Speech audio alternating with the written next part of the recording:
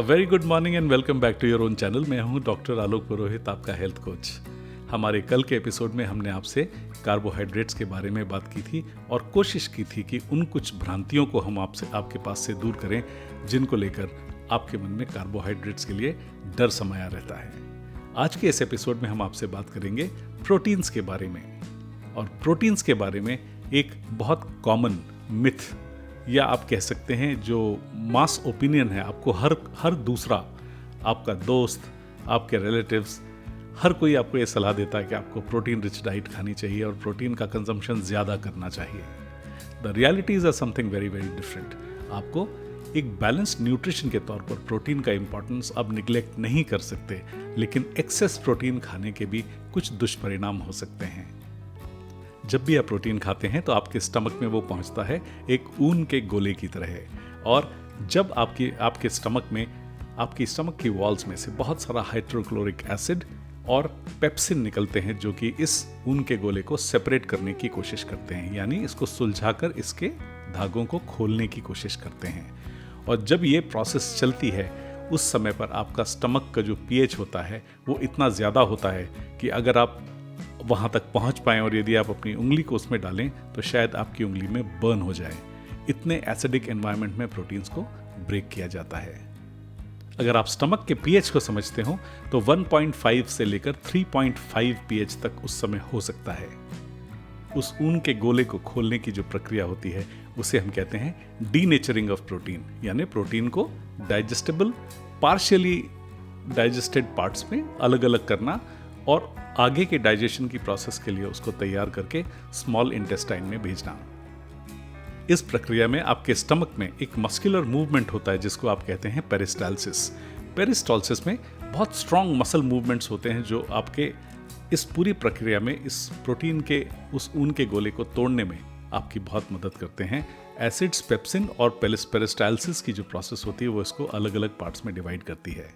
और ये partially digested protein, जब प्रोटीन के जो थ्रेड लाइक स्ट्रक्चर्स होते हैं वो एक पार्शियली डाइजेस्टेड काइम के फॉर्म में स्मॉल इंटेस्टाइन में एंटर करते हैं।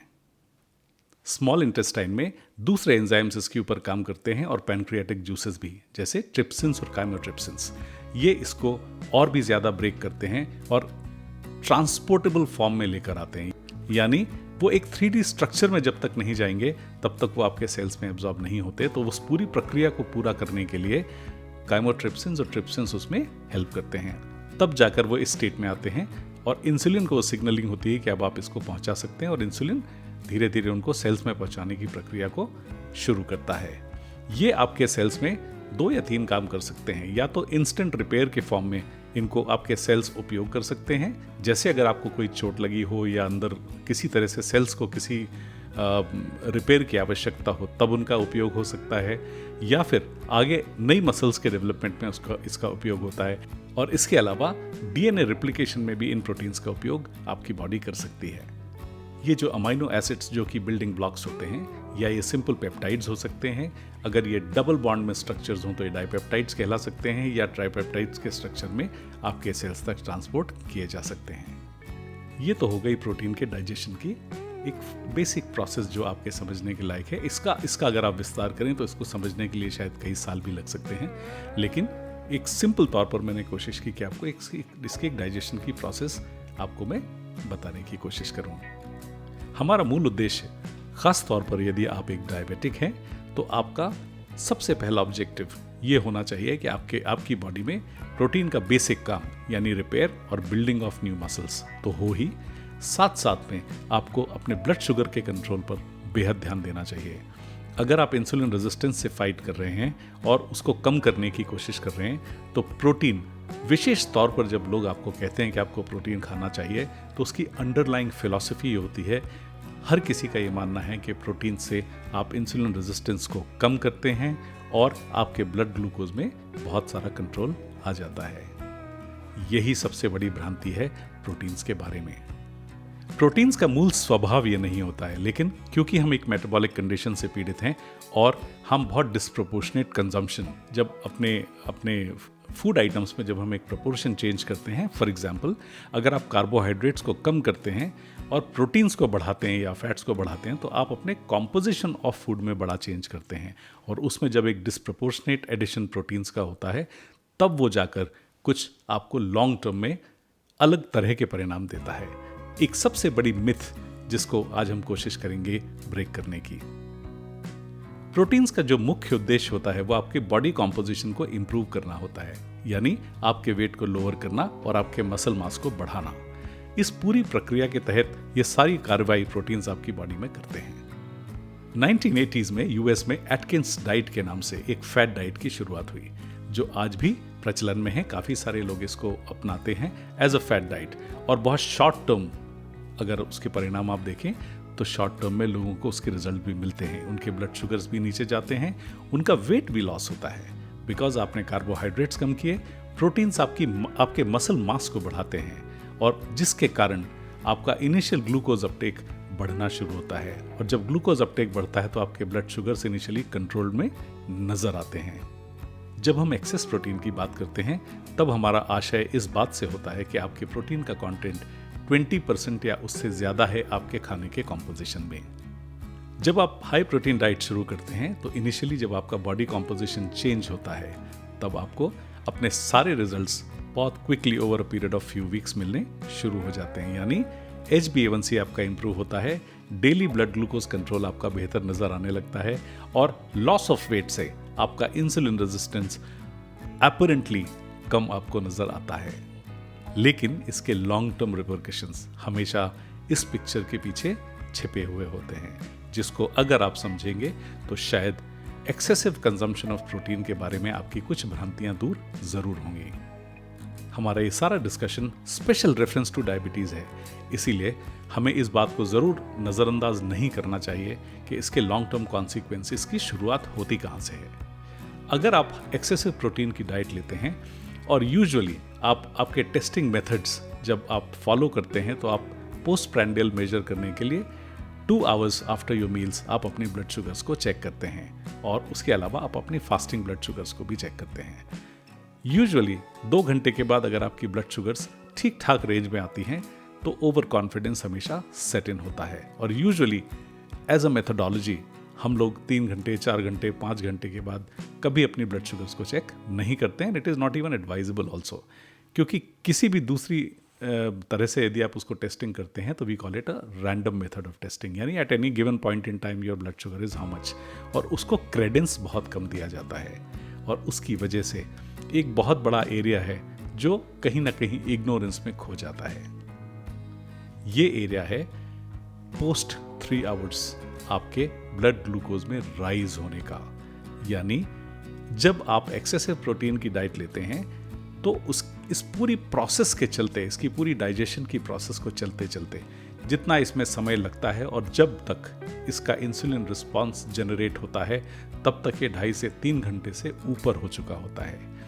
इसका आप अगर सीधा सीधा मतलब समझें तो आप अगर अपनी पोस्ट प्रैंडियल शुगर्स को चेक करते हैं और एक्सेसिव प्रोटीन्स का अगर आपने कंजम्पशन किया है और 3 घंटे के बाद अगर आप उसे चेक करें तो आप पाएंगे कि ग्रेजुअली आपकी ब्लड शुगर्स बढ़ना शुरू होती हैं, और 3 घंटे के बाद लगभग 12 से 14 घंटे तक आपके ब्लड शुगर लेवल्स हाई बने रह सकते हैं, और धीरे धीरे उनमें over a period of time थोड़ा थोड़ा इंक्रीज नज़र आता है, और लंबे समय तक ब्लड ग्लूकोज लेवल्स एलिवेटेड होते हैं और इग्नोर्ड होते हैं। उसका कारण ये होता है कि एक तो वो चेक नहीं हो पाने के कारण नज़र में नहीं आते हैं, और हमारे अपने कॉन्फिडेंस के 2 घंटे के बाद हमारा ब्लड शुगर ठीक है उनके ऊपर बहुत ज़्यादा ध्यान नहीं जाता है।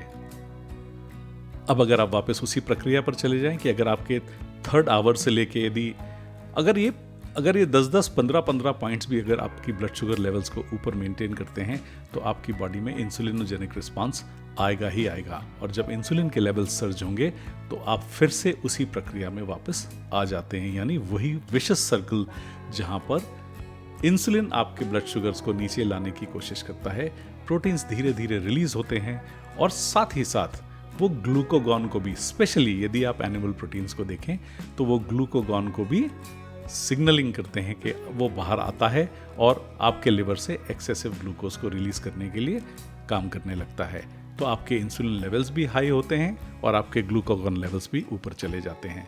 यानी उस समय पर आप एक ऐसी मेटाबॉलिक डिस्ट्रेस में रहते हैं कुछ घंटों तक, जो over a period of time, वो अगर आप उसको 1 दिन 2 दिन में देखेंगे तो आपको शायद इतना अंदाज़ा नहीं लगेगा, क्योंकि आपको इमीडिएटली रिजल्ट्स नज़र आते हैं। लेकिन जब ये मेटाबॉलिक डिस्ट्रेस चलती है over a period of time, कुछ महीनों के बाद हायर इंसुलिन की वजह से आपका वेट गेन शुरू होता है। और अगर वापस से वेट गेन होना शुरू होगा तो जो फंडामेंटली जो शुरुआत में जो लॉस हुआ था वेट का, वो ओवर कॉम्पेंसेट होता है और बॉडी एक तरह से बाउंस बैक करती है। और अगर आप उसको हाई फैट और हाई प्रोटीन के कॉम्बिनेशन में अगर आप ले रहे हैं तो आप वापस उसी स्थिति में जाते हैं जहां पर आपके सेल्स में इंट्रामायोसेल्युलर लिपिड्स वाली प्रॉब्लम रेप्लिकेट होती है। फैट के साथ एक्स्ट्रा ग्लूकोज आपके ब्लड में अगर सर्कुलेट होगा तो इंसुलिन रेजिस्टेंस में सर्टेनली बढ़ोतरी होगी। और इस वजह से लॉन्ग टर्म अगर आप रिजल्ट्स देखें तो high fat low carbohydrate diet, या उसको ऑल्टरनेटली आप ऐसा कह सकते हैं high protein and high fat diets, ये diets over a long period of time insulin resistance को बढ़ाती हैं और बहुत सारी सिकनेस को पैदा करती हैं इन दी लॉन्ग रन।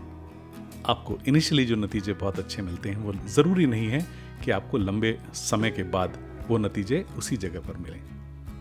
हमारा पॉइंट ऑफ व्यू सिर्फ एंटी प्रोटीन नहीं है, हमारा पॉइंट ऑफ व्यू है एक बैलेंस डाइट से हटकर सिर्फ इस बात पर फोकस करना कि आप बहुत हाई प्रोटीन की डाइट खाएं या आप दूसरे मैक्रोन्यूट्रिएंट्स को इग्नोर करके सिर्फ फोकस करें हाई फैट और हाई प्रोटीन या सिर्फ हाई प्रोटीन के ऊपर।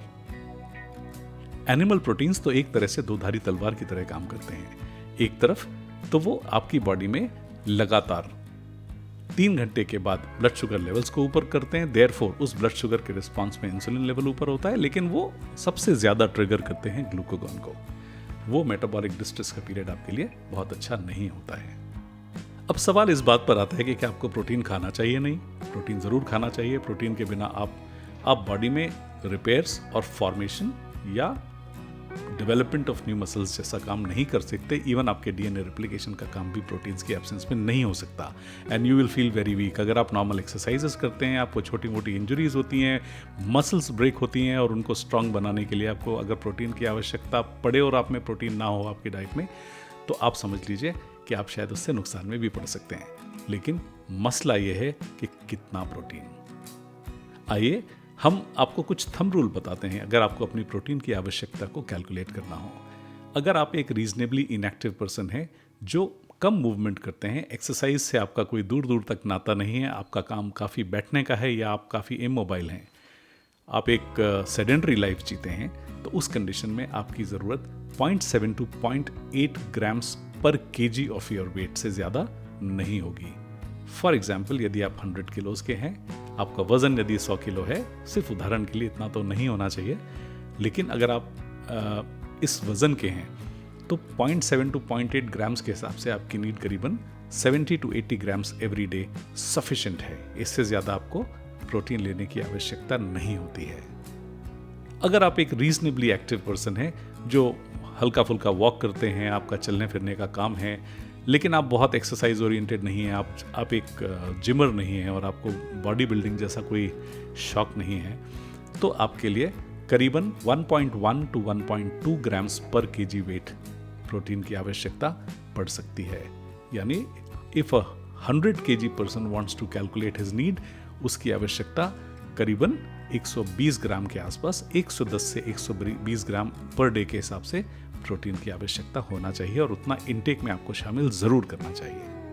अगर आप बहुत हाइपर एक्टिव हैं, आप जिम भी जाते हैं, लंबे रन्स पर जाते हैं, वेट्स उठाते हैं, आपको मसल बिल्डिंग का बहुत शौक है, या आप ऐसे किसी काम में एंगेज होते हैं जहाँ पर आपको रोज़ काफ़ी हैवी लिफ्टिंग करना होती है, तब आपकी प्रोटीन की नीड थोड़ी सी ज़्यादा हो सकती है, क्योंकि तब आपका रिपेयर और डेवलपमेंट का काम आपके शरीर को ज़्यादा करना होता है। ऐसे लोगों में आप पाएंगे लगभग 1.5 to 1.6 ग्राम्स पर केजी वेट की आवश्यकता हर दिन होती है। जैसे 100 किलो का यदि एक बॉडी मास है, तो उसके लिए करीबन 160 ग्राम्स ऑफ प्रोटीन ऐसे लोगों को लेना चाहिए। एक और दूसरी भ्रांति जो इसके साथ साथ चलती है, जिसके बारे में एक अलग से डिस्कशन ड्यू है और आगे हमें करना चाहिए, वो होगा सोर्स ऑफ प्रोटीन।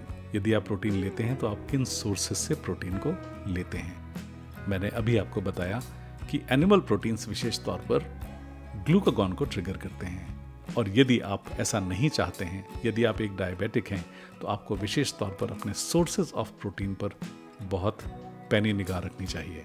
आपको प्रोटीन के वो सोर्स बनाने चाहिए जो सिंपलिस्टिक हों, प्लांट बेस्ड हों, और बहुत सारी मार्केटेड थ्योरी में, जैसे आप बायो अवेलेबिलिटी की बात करते हैं, बहुत सारे केमिकल्स के साथ मिक्स्ड वो आइटम्स मिलते हैं जिनसे बहुत सारे ऐसे रिएक्शंस आपकी बॉडी में आते हैं, जैसे ऑटो इम्यून के रिएक्शंस होते हैं और अननोन तरह की प्रॉब्लम्स, आपको एलर्जीज डेवलप होती हैं।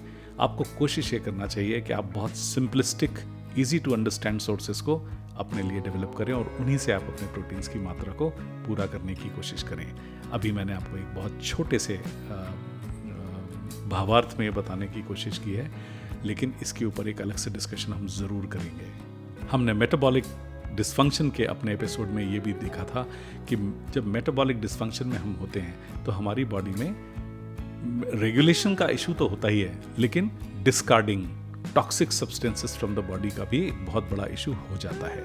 और जब आप एक्सेसिव प्रोटीन लेते हैं तब आपकी बॉडी के ऊपर मेटाबॉलिक लोड भी होता है, यानी आपके लिवर को उसको प्रोसेस करना होता है, वो वाया किडनी फिल्टर आउट होकर बाहर आपकी बॉडी से निकलते हैं। इस पूरी प्रक्रिया में भी excessive consumption of protein can put on extra metabolic load on your body. उसका भी आपको हमेशा ख्याल रखना चाहिए। मुझे उम्मीद है इस एपिसोड से आपको प्रोटीन्स के बारे में कुछ जानकारी ज़रूर मिली होगी। अगर ऐसा है तो हमारे वीडियोस को लाइक कीजिए, सब्सक्राइब कीजिए, अपने फ्रेंड्स में, अपने रिलेटिव्स में ज़रूर इन वीडियोस को फॉरवर्ड कीजिए, शेयर कीजिए। हो सकता है कि कुछ और लोग भी इस इंफॉर्मेशन से बेनिफिट ले सकें। Thank you very much for your precious time.